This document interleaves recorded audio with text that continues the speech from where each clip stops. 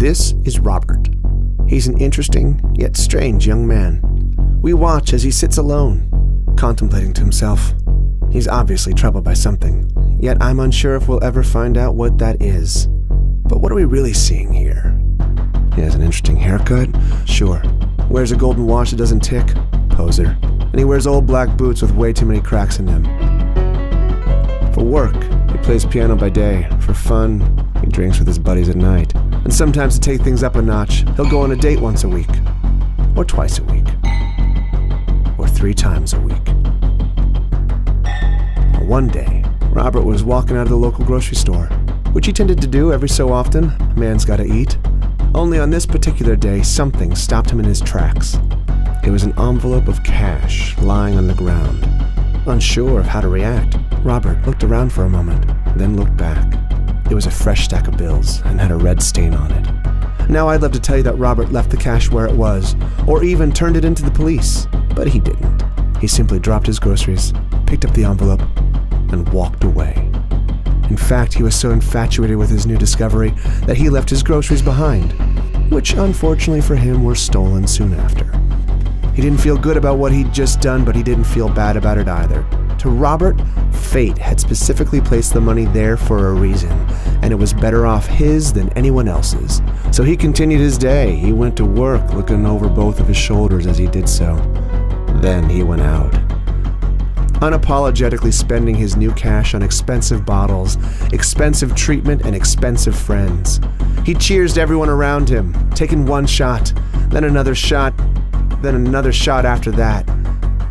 Finally, he checked his phone and received an enticing invitation from a lady friend. He pounded one more shot and he left.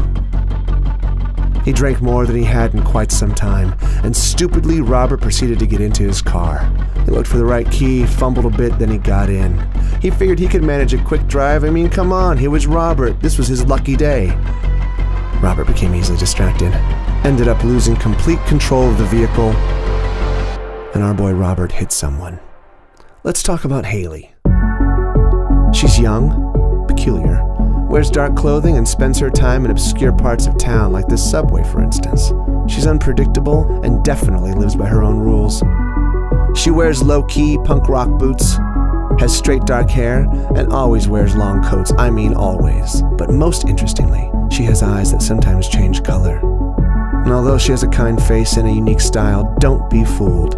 Haley claims to suffer from kleptomania. For those who don't know, kleptomania is an impulse control disorder that results in an irresistible urge to steal.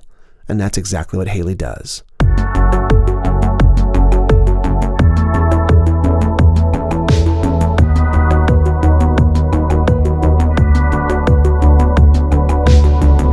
Haley doesn't have many friends, nor does she really want any.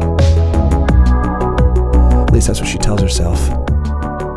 One day, Haley managed to steal a watch, a hairbrush, earrings, and a strawberry smoothie. Soon after, as she sipped on her stolen smoothie, Haley was feeling good about her successful robberies.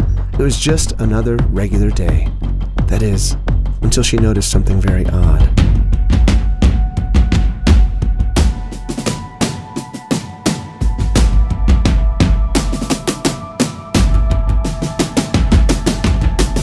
It was a man running with a bag of fresh cash, and no one was chasing him. Her thievery had company after all. Impulsively, she called the police. That's right. A girl who had just broken various laws herself just called the cops on this man. Was she a changed person? Or was she just protecting herself? Well, a few moments later, she came across 2 bags of groceries sitting on the ground. As it turns out, Haley hadn't changed at all.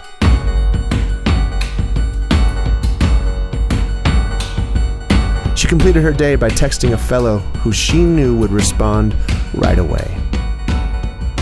2 words were capable of captivating the young man's attention completely. Come over. That was her message. This is it. This is her life. Let's move on to Anthony. Anthony is a criminal. Being a criminal is what he knows, it's what he thinks about, and it's what he does. Anytime he's tried to live life according to good morals, he's failed miserably. To Anthony, there's only one thing you can do when something is wrong, and that's to do something that's even more wrong. Anthony would spend many of his nights finding ways to defy the law, although he was never very lucky. He would get caught almost as often as he would commit crimes, and this time it cost him a year in prison. After the long 12 months, he was finally released and returned home to his wife. Although he was glad to be back in his element, the world that he knew had changed a bit. Particularly his wife had changed, but he chose to ignore it. One day, as he was preparing himself a slice of pizza, Anthony noticed something peeking out from under the microwave. It was a letter. He opened it only to find overdue balances. His wife, who he loved, was in debt. He didn't want to commit another crime, but he needed to get his wife out of the hole. So Anthony did what Anthony knows how to do best. He robbed a bank.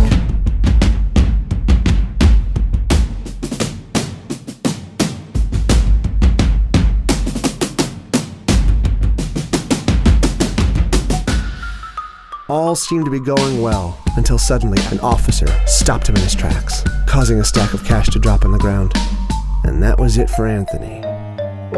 What about Brenda? This young woman thrives on her independence, yet she has sad eyes, an addictive personality, and feels trapped in a world that only she understands. She serves coffee by day, works as a hostess by night, and spends the rest of her day watching time go by as she waits for her husband to be released from prison. Eventually, Brenda did find herself a distraction. It was online gambling. She quickly became obsessed. One day, as she was washing a few dishes, Brenda received the call that her husband was coming home.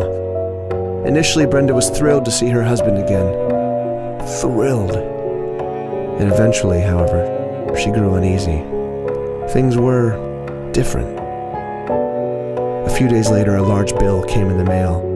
And as to be expected, Brenda's gambling addiction had quickly eaten into her savings. It had finally happened. Brenda was in debt. She decided to hide the letter so her husband wouldn't see. Brenda then grabbed her coat, her keys, and left. She walked around the city streets all day with no motive or destination. Things were supposed to be perfect again, but instead she was in debt. She didn't know what she was going to do. Lost in her thoughts, Brenda got into her car that night, and before she could even buckle up, Brenda got hit. So, what does all this mean? Let's recap. Had Brenda not been addicted to gambling, she wouldn't have been in debt. Had she not been in debt, Anthony wouldn't have been motivated to rob a bank. Had Anthony not robbed a bank, Haley wouldn't have called the police. Had Haley not called the police, Anthony wouldn't have dropped the cash. Had Anthony not dropped the cash, Robert never would have found it. Had Robert never found it, he would have never had a reason to celebrate and get drunk. Had he never driven drunk, the accident would have never happened. I think what I'm trying to say is, we are all inevitably connected in some way. Every single one of us, all over the world. What one person does affects another. Like dominoes. One of us falls, and the other follows. And this keeps going, and going, and going, until we've all fallen.